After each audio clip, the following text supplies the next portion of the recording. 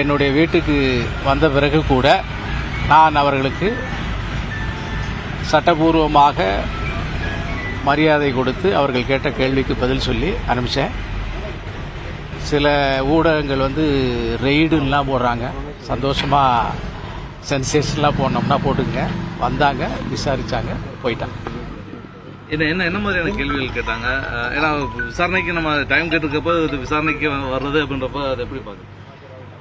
இது அரசாங்கம், தமிழ்நாடு அரசாங்கத்தினுடைய அழுத்தத்தின் காரணமாக அவர்கள் ஒரு சென்சேஷனத்தை உருவாக்கணுங்கிறதுக்காக போலீஸ் இவர்களுடைய ஆயுதமாக பயன்படுத்தப்பட்டிருக்கு. ஏன்னா இன்னைக்கு நாங்கள் இந்த விசாரணை கூடாது என்று சொல்லி ஹைகோர்ட்டில் கேஸ் இன்னைக்கு ஃபைல் பண்ணியிருக்கோம். நாளைக்கு அது சம்பந்தமான தீர்ப்பு வந்துடும். அதற்கு முந்திக் கொள்ளணுங்கிறதுக்காக தமிழ்நாடு அரசாங்கம் இந்த செய்கையை செஞ்சிருக்கு. அதனால இது ஒரு சென்சேஷனலிசமே தவிர இது உண்மையான உருப்படியான விஷயம் அல்ல. பாஜக மீது களங்கம் கற்பிக்க வேண்டும் என்கின்ற தமிழ்நாடு அரசினுடைய எண்ணம் வெளிப்படையாக தெரிகிறது. டைம் 10 நாள் கேட்டிருக்கோம். அதை அவங்க கையெழுத்து போட்டு வாங்கியிருக்காங்க. திடீர்னு முன்னறிவிப்பு இல்லாமல் வர்றாங்க. நாம விசாரணையை எதிர்கொள்ளாமல் பயந்து ஓடுபவர்கள் அல்ல, விசாரணையை புறக்கணிப்பவர்கள் அல்ல. அதனால தான் சொல்லாமல் வந்தவங்களையும் கூப்பிட்டு உட்காத்தி வச்சு பேசணும்.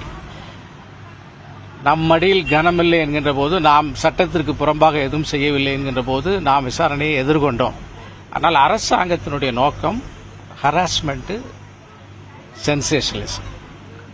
சென்னையிலிருந்து அதிகாரிகள் வந்தாங்களா? கோவையிலிருந்து? சென்னையிலிருந்து டிஎஸ்பி சசிதரன்கிறவருடைய தலைமையில் ஒரு 4-5 போலீஸ்காரங்க வந்தாங்க.